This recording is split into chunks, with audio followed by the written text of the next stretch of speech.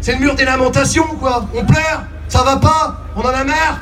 Bah ouais, bah maintenant le constat il est fait. On est en train de se faire baiser mais méchamment. On s'est fait faire cocu par celui qui gouverne. Et ben maintenant je pense qu'il y en a ras-le-bol. Il faut relever la tête. La France est un pays qui marche. Et quand la France marche, la France c'est la nôtre. C'est pas celle des entreprises du CAC 40. C'est celle qui tous les matins se lève, va au boulot. Comme disait l'autre con de Sarkozy, la France qui se lève tôt. C'est ça la réalité. Et ben maintenant la France, il faut qu'elle se lève.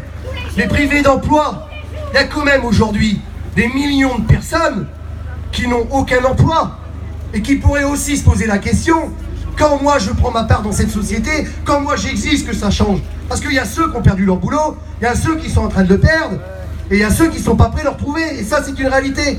Donc nous, notre situation elle est simple. Il y a eu 12 morts depuis la fermeture de l'usine. 12 morts. Suicide direct. En hôpital psychiatrique, je me crochete. Ou suicide indirect. À 32 ans, je meurs d'un infarctus parce que je bois 4 bouteilles de whisky par jour, parce que j'ai perdu ma femme, mes enfants et j'ai plus de maison. Mais ça, c'est pas violent, hein. Pourquoi il dit je suis pas là pour ça. L'État dit bah, attendez. Et puis ce fameux Emmanuel Macron qui se permet quand même de me dire ah oui mais vous avez vu quand même monsieur Ouama, la CGT, vous y êtes allé fort. Il y avait un repreneur, parlons-en du repreneur, Maury Taylor, le camarade de Donald Trump, un débile mental qui aujourd'hui se félicite d'avoir récupéré les parts de marché du groupe Goodyear Europe et d'avoir acheté une usine à Volgograd en Russie, d'avoir licencié 70% du personnel, et pour les 30% restants, ce seront ces nouveaux esclaves. Ben nous avons refusé d'être esclaves de ce mec qui nous aurait écrasés comme des merdes et qui avait tout fait pour que demain cette usine ferme et que nous n'ayons même pas 1 euro d'indemnité de licenciement. Donc oui, il y a de la violence. Oui, il y a de la violence. Il y a de la violence tous les jours dans les entreprises. Il y a de la violence tous les jours au Pôle emploi. J'entendais tout à l'heure une camarade de Pôle emploi qui me disait pour nous aussi la vie est dure. On vous laisse croire qu'on va remettre des gens et qu'ils vont s'occuper de vous et qu'en réalité on va vous trouver du boulot. Mais il n'y a pas de travail. Il ne pourra pas y avoir de travail tant que les multinationales fermeront. Parce qu'aujourd'hui il en manque du monde. On est effectivement 1153 Goodyear, mais pour un Goodyear il y en a 4 qui ont perdu leur boulot. Ces gens-là n'en parlent pas. Et eux n'ont pas eu d'indemnité, eux n'ont pas eu le droit de s'exprimer, eux n'avaient pas de syndicat. Et pour autant ils crèvent. Et ils crèvent tous les jours.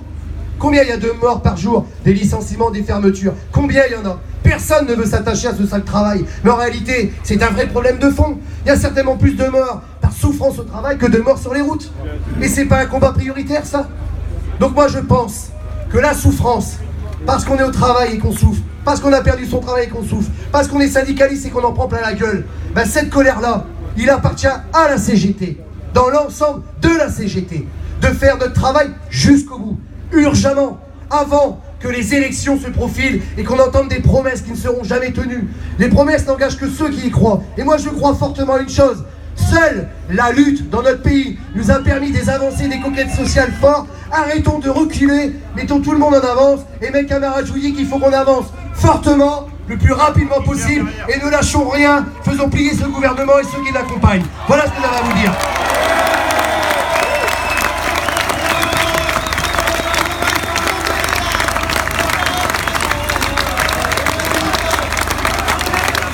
Eh bien voilà. Alors quand même, je voulais aussi quand même, les collègues me suivent mais je vois pas tout le monde. Il y a des camarades de Continental qui sont ici présents aussi. Il faut quand même rappeler Continental, cette saloperie qui leur est arrivée, quoi. Il y a aussi des soucis, il y a aussi tout un tas de choses. Parce que le syndicalisme, aujourd'hui quand on est dans l'entreprise, il faut quand même rajouter un élément à ce que j'ai dit et j'avais oublié. C'est que l'inspection du travail d'Amiens a refusé notre licenciement. Après un travail de 2 mois, elle s'est rendue compte qu'il n'y avait pas de justification économique. La direction de Goodyear a fait appel. Et donc l'État, le ministère du Travail, a demandé à un membre de la directe d'Amiens de faire une contre-enquête. Il a mis 2 mois à faire sa contre-enquête et les conclusions sont les mêmes. Il n'y a pas de justification à licencier. 15 jours après, c'était le 1er avril, je vous raconte pas de conneries. On se retrouve avec une lettre d'autorisation de licenciement signée Repsamen. Voilà. Et ça provenait de tout le monde. Donc ces gens-là, il va falloir qu'on les mette à l'amende, alors gentiment, mais rapidement, sincèrement. Et peut-être, pour finir sur une petite note d'humour, je pense que sincèrement, tous autant que vous êtes, vous avez les possibilités de créer des entreprises en France. Moi j'avais pensé à une, mais il faudrait un peu de moyens et j'en ai pas. C'est d'inventer la chemise DRH en Kevlar. qui protège le DRH des coups de colère des salariés.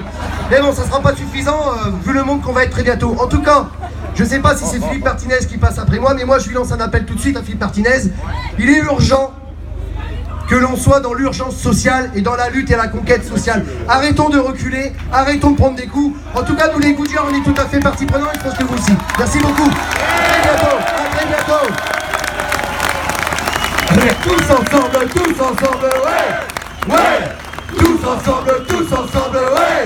Ouais. Tous ensemble, ouais. Et si jamais on va en prison, vous venez nous voir quand même. Hein.